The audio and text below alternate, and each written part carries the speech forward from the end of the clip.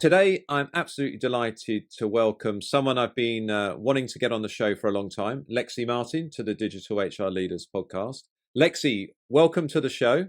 I'm so happy to sit down with you before you embark on your well-deserved redirection. Hopefully I've got the raise right there. You've had a 55-year career, and it's been filled with remarkable success and a real legacy to the field.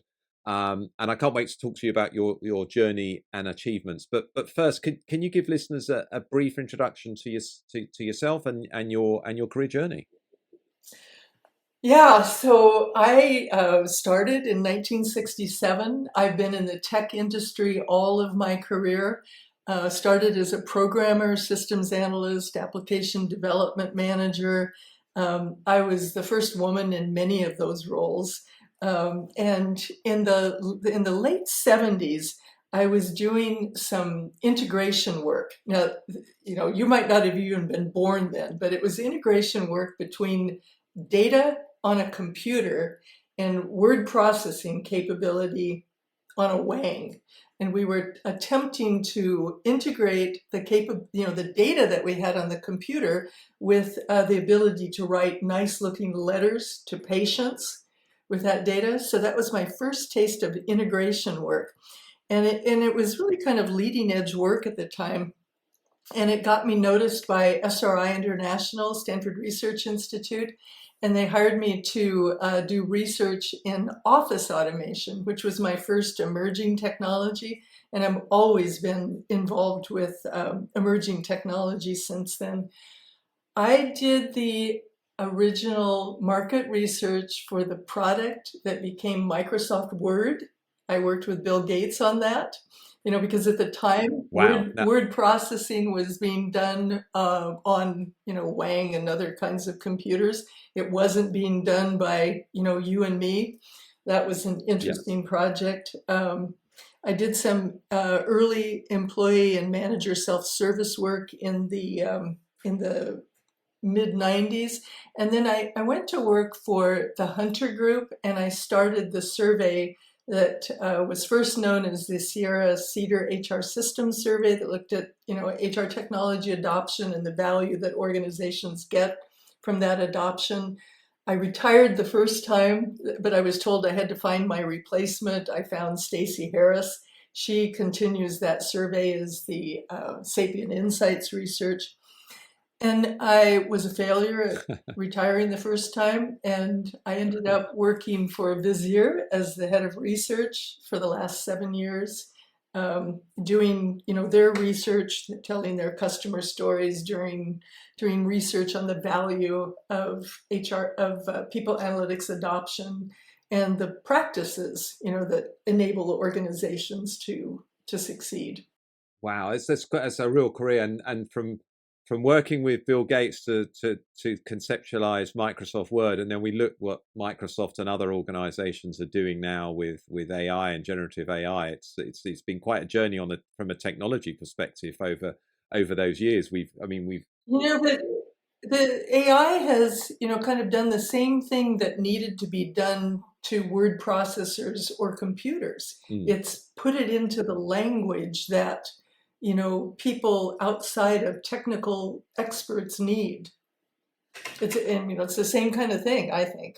What's really interesting, Lexi, is I read something, I think it was researched by a company called Click, that said that by 2030, data literacy will be as important in business as it is the ability to use a computer, which probably sets up our conversation quite well, because I know we're going to be touching into data literacy and democratizing data to people managers and the benefits of doing so. So there's a nice little thread that links your career together there, I think, as well.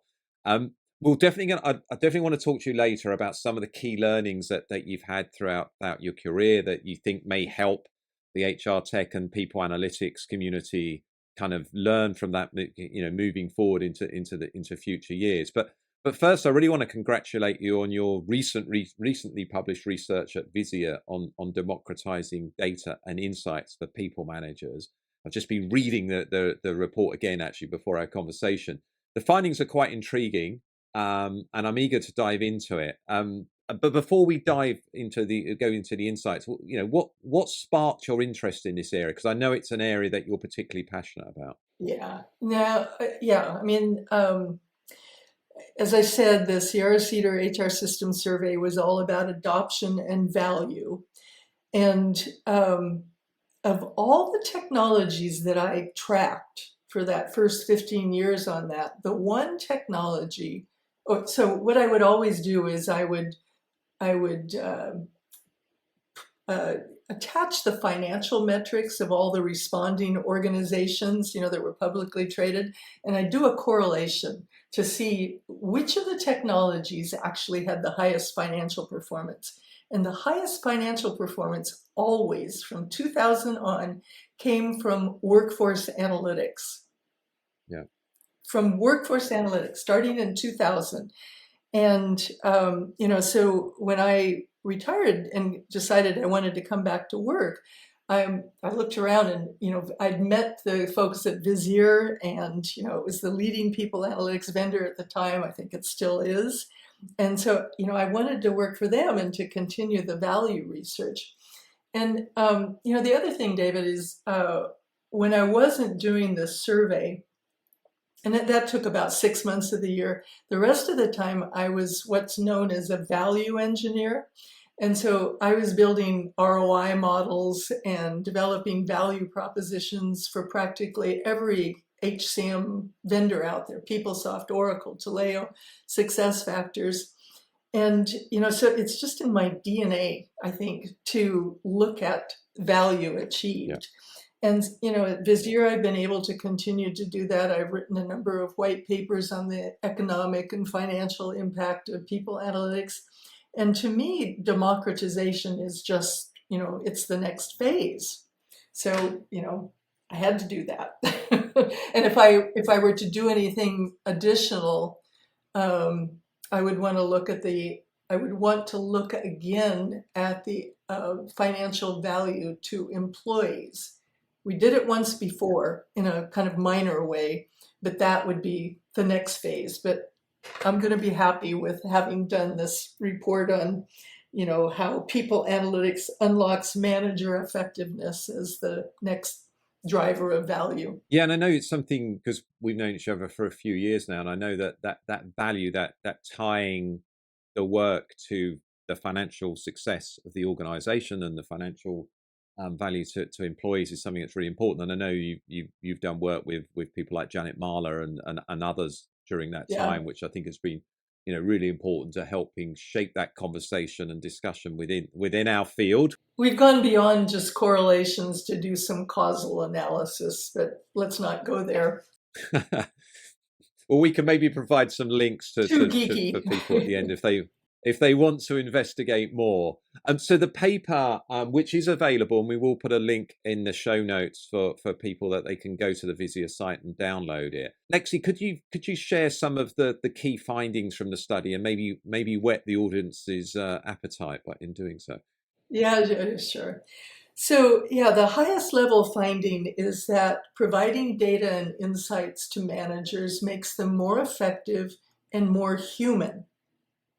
So they're delivering cost savings and revenue improvement. They're preparing for the future, and they're balancing this need to have their organizations be both profitable and productive, while also enabling their people and their teams to thrive.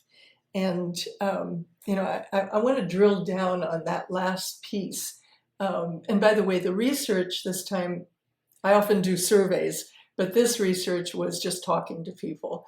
And I talked to both Visier customers and non-customers.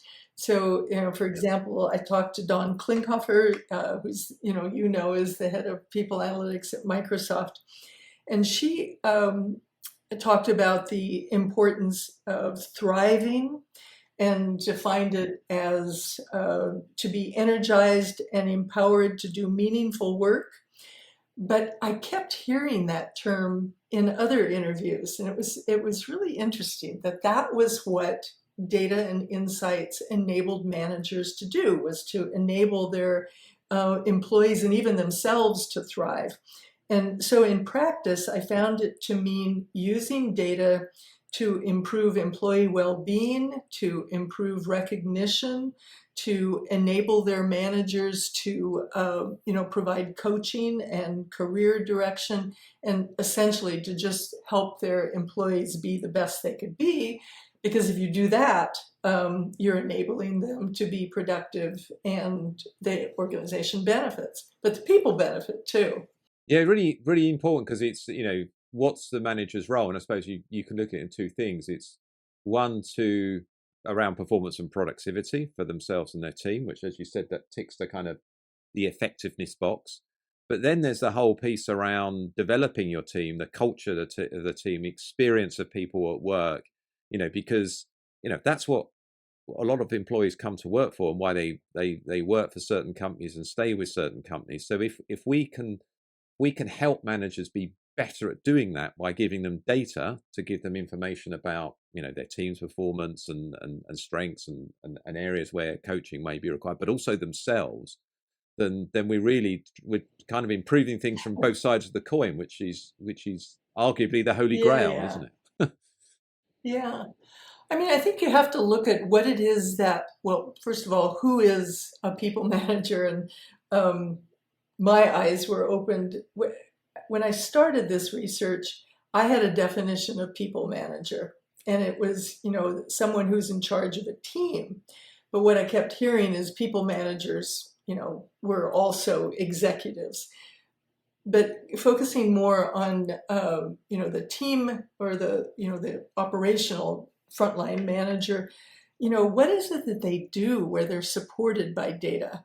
And they're doing the work for their particular role. They're also planning, they're organizing, they're staffing, they're doing all those employee life cycle activities of hiring, developing, retaining, and then they're doing things like managing performance, they're mitigating risk, they're eliminating barriers. And there's like ways that you can support all of those activities with data and insight. I think, kind of understanding what it is that people managers are really doing, and then applying data and insights is just really critical to the success of democratization efforts. And I think that's one of the challenges, I think, that many organizations have. And I know it's something that obviously Visier and similar companies really are helping their customers to do, to give them the means to get that data out into the hands of people managers so they can use it in the flow of work, for the reasons you talked about, to be more, to help them and their teams be more effective, but also to actually, be more human and be more, provide more personalized insight, I guess, to their teams. Yeah, I mean, if you focus on the human stuff, it's, one example was from a manufacturing organization during COVID, where they were really having trouble keeping the line alive and being able to supply product. And they found through data that the women weren't able to come to work because they were staying home, having to take care of their kids. And so if they could staff more flexibly, they could keep those women, continuing to work. So, it was really paying attention to what women needed. I think another example is in the area of collaboration analytics. Visier has a product called Workplace Dynamics that enables managers to look at whether people are, going to be burned out. And so then they can, step in and, find out why, and, possibly support them with more resources. But I think one of my favorite stories was in the area of recognition. So you can use, I heard about the use of nudges to remind a manager to, applaud someone for, good performance. But the nudge also went to the executive, because when the executive recognizes someone, it actually really means something to the person. It's like, my manager can tell me I'm doing a good job, but if the president tells me I'm doing a good job, I feel like I'm really noticed. So that recognition, from that nudge to both the manager and the executive is really important. And then I think the other area where managers can be more human is around the career development, career path analytics, that can show the manager and employees, how they can progress. Because employees often leave because they have a lack of career experiences. So, being able to tell the person, here's how others in your role have progressed, here's how you can progress, keeps them engaged. And, really, if a manager's good at it, they can really see where they are in their, life journey as well as their career journey, and, kind of help them where they are. And I guess by providing data to managers at the right time with actions, via the nudge, that using nudges to kind of recommend actions, you're really helping the manager be more effective, as you said, both as a manager but also as a person. And let's be honest, managers is a complex job, if ever more complex in the hybrid world, and the different there's more cross team working now, cross functional working as well. So arguably the role of the manager today is even more complicated and complex than it was even 5-10 years ago. So the data is really helping them to be better managers effectively. And it makes them feel good about themselves too. I told one of our executives about this particular finding, and I've noticed that he's been recognizing people.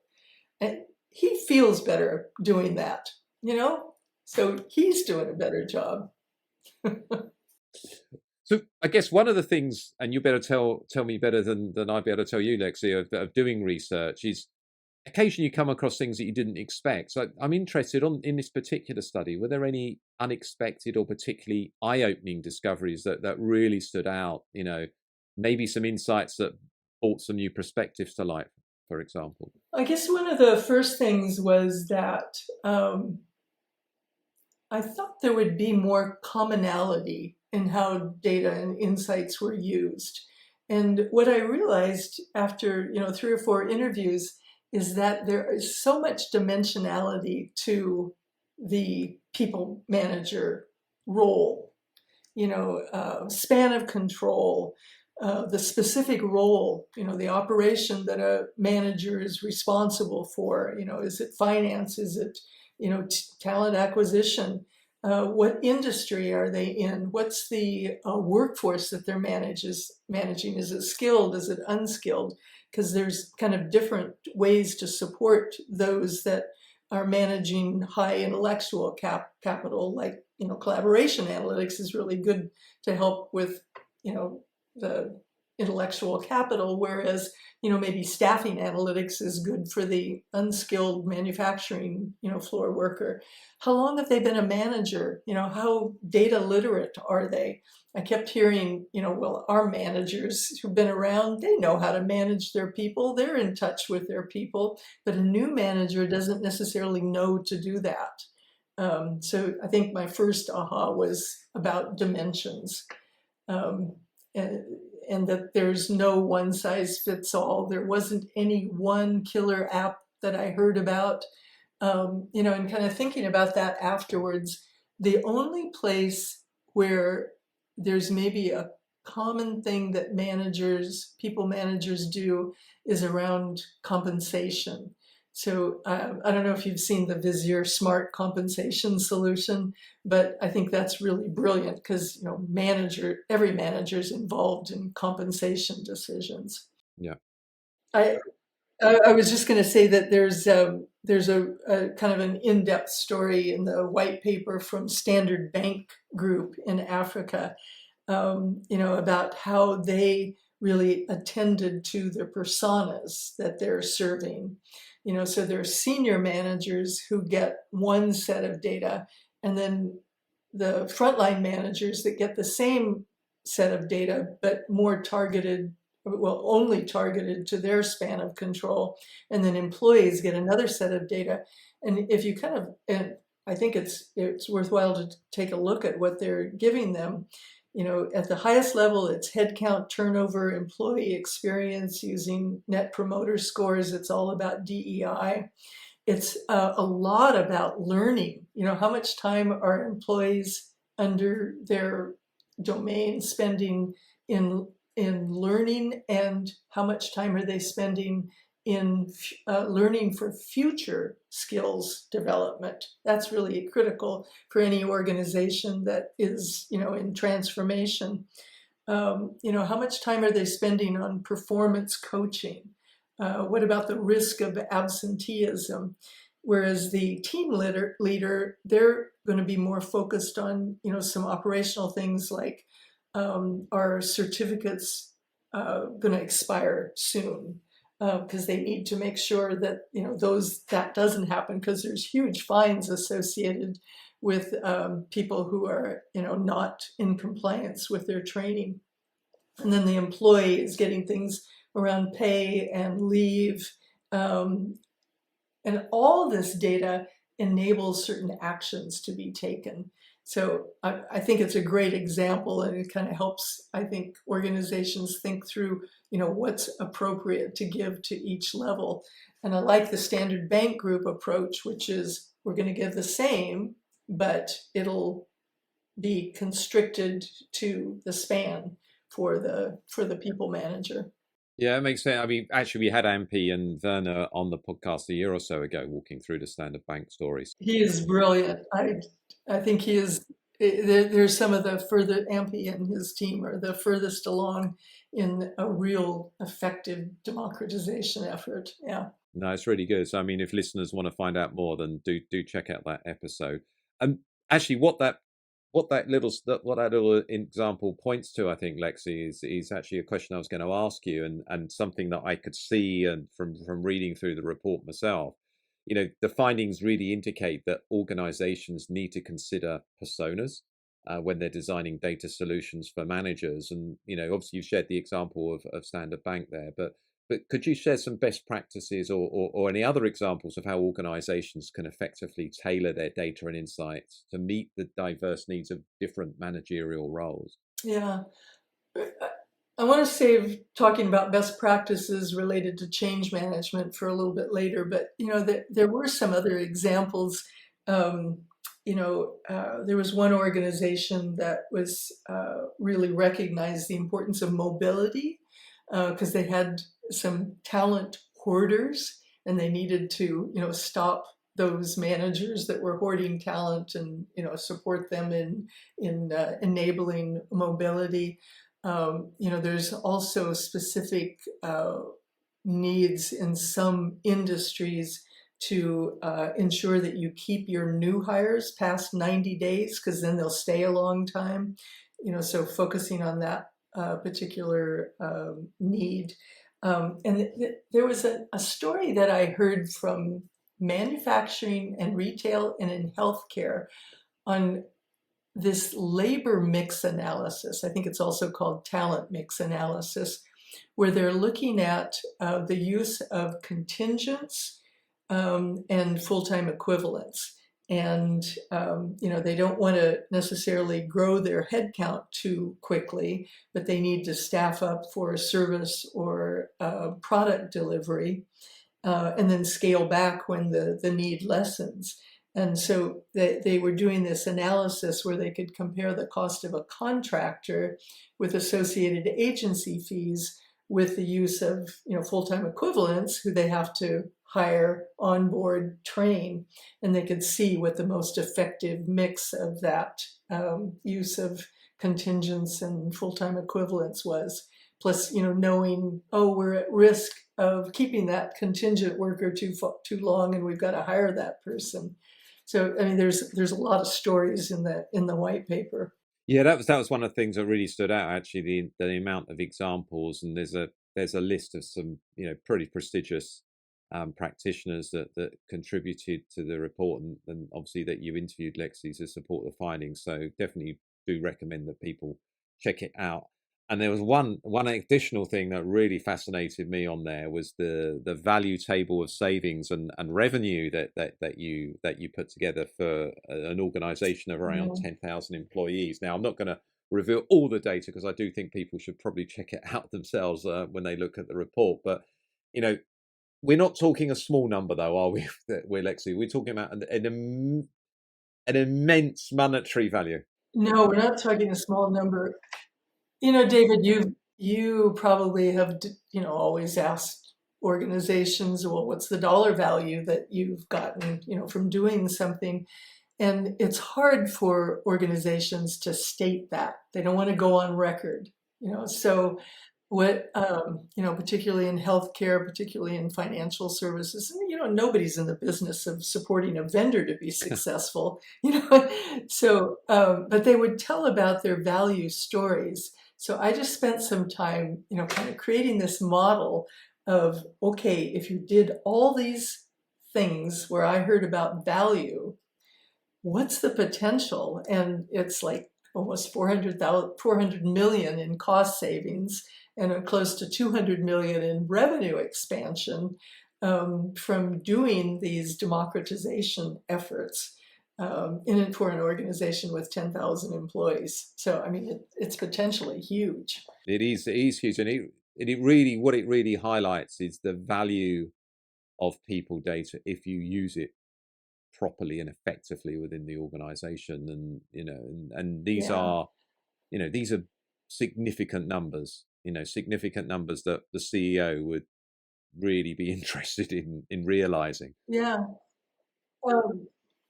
I've written so many case stories while I've been at Visier, that are the value of people analytics. And the thing that's different now is that all of that value that we've seen so far is just multiplied when you democratize, because every manager can get that same kind of value for her or his domain. And so, the turnover impact, I think, can be multiplied substantially, for example. And anything across the employee life cycle is just happening more and more frequently as organizations democratize. And what I really like about the way you've structured the table, Lexi, is that someone in a people analytics team or maybe in a finance team could take that and they could look at it for their own organization, because obviously they might want to check that it might be a similar figure. And rather than you've not just come up with a couple of headline numbers on there, you've actually structured it down and explained how you've calculated it and everything else. So anyone else can pick this up and potentially, put something together for their own company. That was the intent for doing it. I did hear from some that they weren't understanding the value of giving data and insights to frontline managers. So I just really wanted to, be able to kind of tell the stories and then figure out what that value could be, because not many of our customers or others would talk about the financial value. I did get one story that was about one organization had figured out how much time was wasted in meetings arguing about the source and validity of data, and having to go to the people analytics team or the HRIT person to run some numbers. And they said, well, it's 10 managers times 20 minutes for every kind of meeting where data and insights can be brought to bear, like unpacking an engagement survey, doing a performance review, doing a talent review. So it was 20 minutes of a person's time, and then it was 8 hours of a people analytics team member time. And all of that went away when you democratized. And that alone was like $600,000 in time savings. I mean, maybe that's too funny, but it's true. Democratization is enabling the people manager to be more effective, freeing the people analytics team person to do advanced analytics, which they want to do anyway. Yeah, and potentially generating hundreds of millions or more, to either top or bottom line. So yeah, it's a really good point, Lexi, and something that unfortunately is overlooked a little bit. Now, obviously, it's interesting because we've been doing a lot of work at Insight 222 with organisations to help them improve data literacy and HR professionals, and we identified a couple of I think four key areas. to actually, for organizations that are doing this well. One is role modeling by the CHRO and the HR leadership team. Two is that the people analytics leader takes responsibility for upskilling. Obviously, they've got support from others, particularly in learning, to kind of put programs together. Three was the specific skills that you want to upskill in, and it's not the hard skills, it's more the soft skills, around, be able to interpret data, to be able to consult and influence with business leaders as well as HR business partners, storytelling, etc. And then actually the fourth one was actually having a budget to actually improve people's data literacy. Without money, you're not going to do anything. You're not going to do it for free, no. So it's quite interesting, and obviously I know it's something that you've been looking at, data literacy, data democratization, and it's not just something that happens. It involves significant change management, which I know is an area again that you've researched a lot in this field. So based on your experience, what are some of the essential steps that companies can take to ensure a smooth and successful adoption of data-driven practices among managers? Yeah, so I'm so glad that you said what you said, because I think the work that you and Jonathan have done, change management is required on any initiative, and so I'm glad you've gone through those steps. And I wanted to focus just on those that I found, in my mind, that were kind of unique to democratization. So I'm glad we have kind of a mutual checklist. But what I kept hearing was start simple, no big bang approach. Don't just put something out and expect it to be used. Put out something that meets a real business need, and then do a constant drip campaign of curated content. That's a term we use within Visier, that that keeps the availability of data and insights constantly evolving. So I think that's something very unique to democratization. And where organizations start, with activities that are maybe planned activities like annual planning or compensation, that's often where there's a particular need. But no matter what, don't just put something out there and expect people to keep coming back to it, because if you don't, keep it alive, they're not going to come back. I think there is another thing, and you've probably talked about this as well, which is do democratization with HR business partners at the same time that you do it with your people managers, because they're a team. There was a while back where I heard that some people analytics people were, quote, shaming the HR business partner into learning, more data, becoming more data literate. That's not the right approach. That's a team. They have to work together. They do work effectively together. There's a nice little story from David Feynman in the white paper at PTC about, the fact that they just do it together. And I think there's another thing. A lot of organizations roll out to someone who loves data first, the data lovers, but you have to include data resistors, because you're going to have to understand, why do they resist, and, address their specific resistant needs.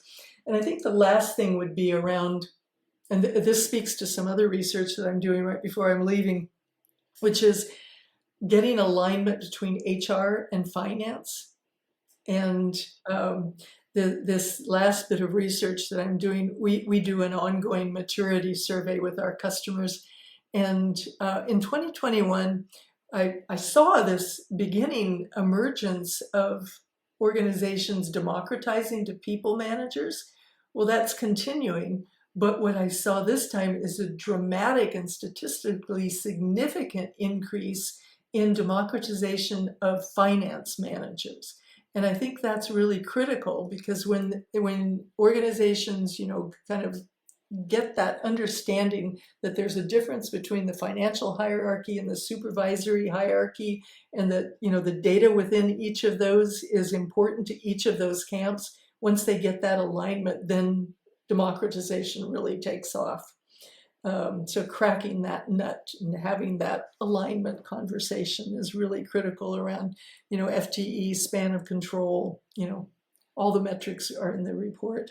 I love those 4 points. I mean, particularly your comment around, not shaming HR business partners, because, at the end of the day, we, well, I say we, the people analytics professionals have a lot to learn from HR business partners as well. And, they've got a challenging role. They're spread quite thin, across the business.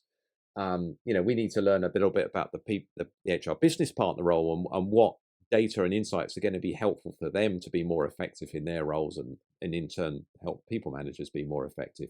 And I love that example that you said with Dave Finneman of doing it together. I think that's a really good example.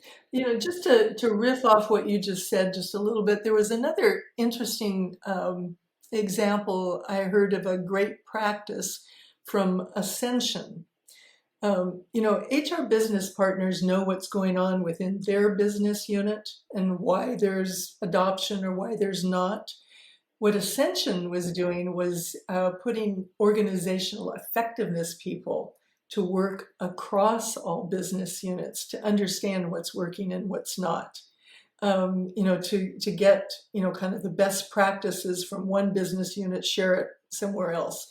I thought that was really a brilliant, kind of augmentation of change management to assign those OE people. Yeah, that's a really good. And I love the last point you mentioned about HR and finance being aligned, because you could argue that the last part of the analytics process isn't done often enough, which is measuring the impact and the value of the work that gets done. And if HR or people analytics teams are working closely with finance and agreeing how they're going to measure the impact, then you can get much further forward on that particular requirement. So Lexy, we're going to sort of transition from the current research that you've been doing, and as I said to those listening, think, okay, I really want to find out more about this research. We will post a link to the study, so you can download that from the Visier site. But really, what I'm really interested in now, Lexy, reflecting back on your 55-year career, and I didn't even know that you'd worked with Bill Gates as well until we had the conversation earlier. So that's fantastic. What emerging trends or developments do you envision will shape the future of people analytics and HR technology, based on your experience and based on maybe recent research that you've done and I'm not going to put a time span on it, but maybe let's say the next couple of years? That integration challenge continues to be, the one that is so critical, particularly to integrate business data with, people data, because, until you can start to really look at productivity and performance and how people contribute to the business, was it Paul Rubenstein always says, people data is business data. So that integration piece is just critical. And I can't speak to that as well as my colleagues at Visier do. So let me just leave it at that. But I think that's a trend, a need that has to be surmounted. But I think the other interesting thing is, the women in people analytics that are breaking new ground. If you look at most of the audiences these days, there's equal numbers of women in people analytics as men. And, we've got some brilliant women out there that are doing groundbreaking work. Lydia Wu at Panasonic, Melissa Cantor at the Lego Group, Dawn at Microsoft. I think Haley Bregman, who used to be at Wayfair and PTC and now has her own independent consulting doing DEI work. Stacia Gar, Priyanka, all the work they do in people analytics. Melissa Arante at Medallia. And then there's some fabulous women at Visier that don't get the attention that they need. When I decided to leave, Dave, my boss at the time, said, well, find your replacement, Andrea Derlaire. Pay attention to what she's doing. She is just brilliant. But there's other people like Carla Williams. You're going to start seeing a lot more from her, I think, and Jennifer Smith, Pamela Toffer. So I think it's a field that is becoming dominated with women, I think. And there's a different approach that I think we take, what we pay attention to. Stacia Gard pays attention to purpose and meaning.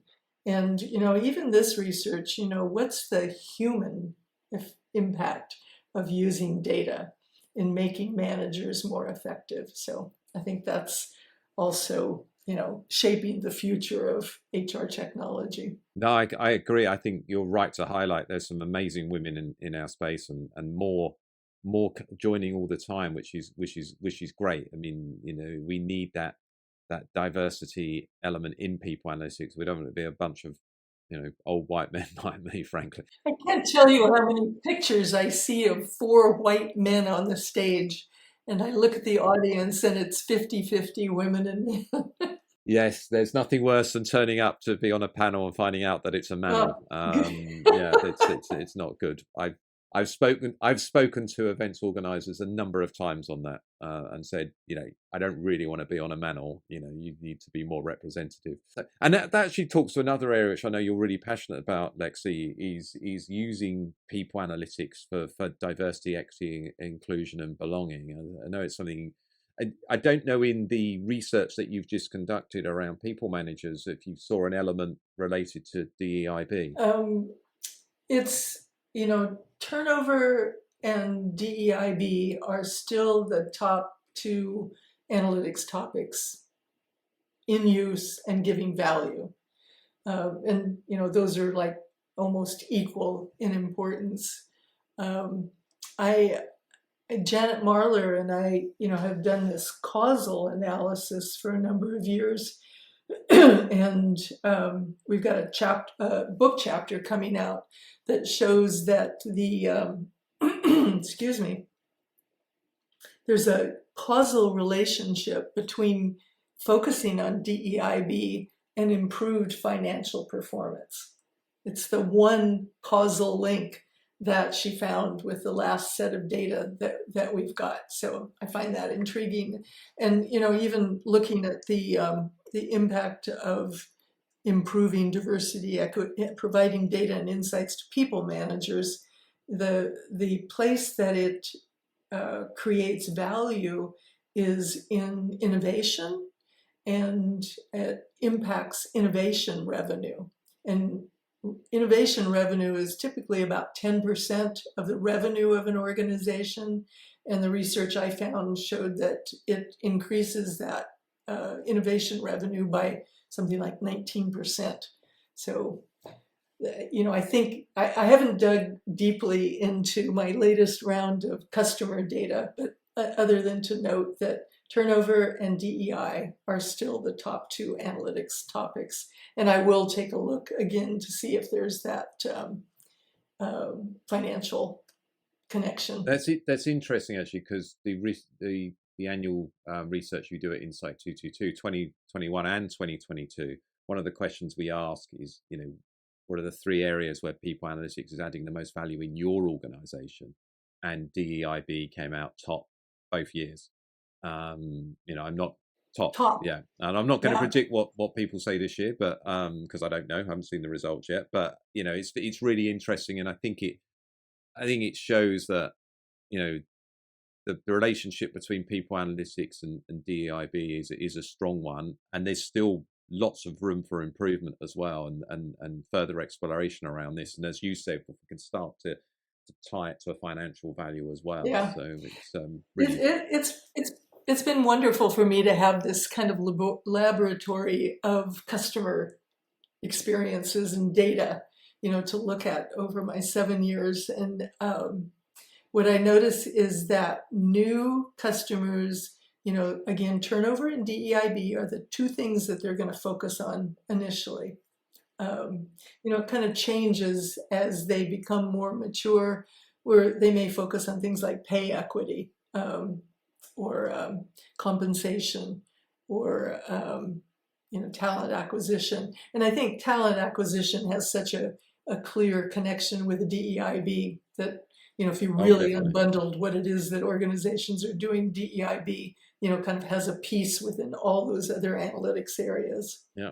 We could probably talk about this all day, but we better move on to the next question. And actually, so with your redirection, Lexy, and looking forward to that, do you see yourself? I'm retiring again, or seriously, do you see yourself staying involved in the field in any capacity moving forward? I'm hoping you're going to have a nice holiday once you finish up at Visier. Though I am going to take some time off and kind of people always say, oh, you deserve to retire, as if, and when you retire, you're going to do nothing.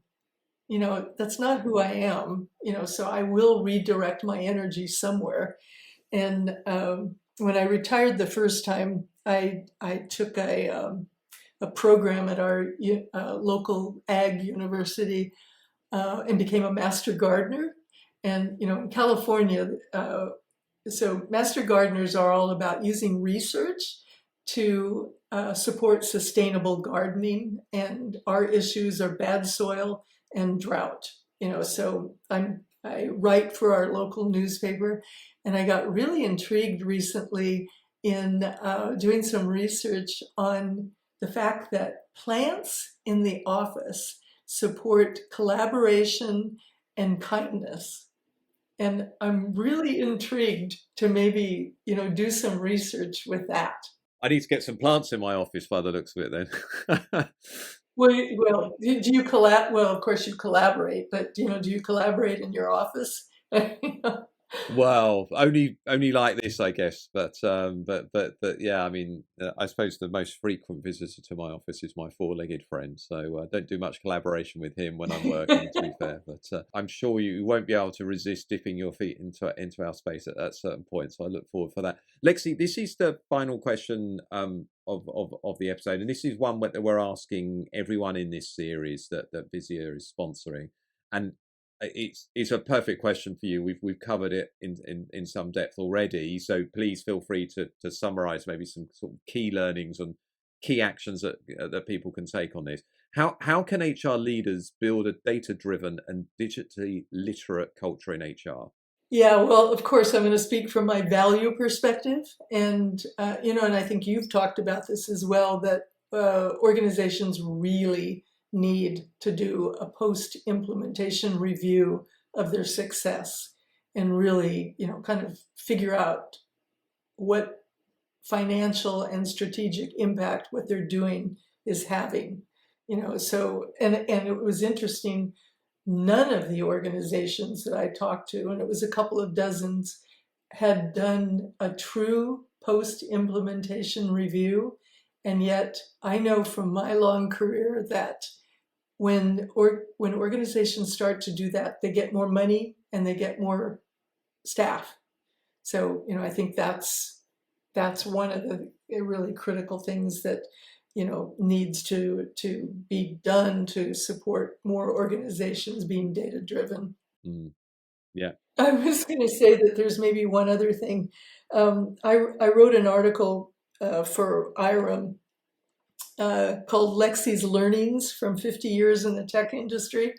And I think that technology introduction can catalyze important changes in the workplace.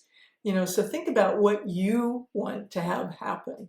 What I want to have happen from data and insights is that we use it to be more human, to be more effective. But what is your reason for promoting data literacy? And, because the way you frame what you talk about, I think, can actually catalyze that change to actually happen. Lexy, thank you so much for being a guest on the Digital HR Leaders podcast. It's only taken me about 3 years to get you on the show, so I'm really grateful that you've come in before you start your redirection.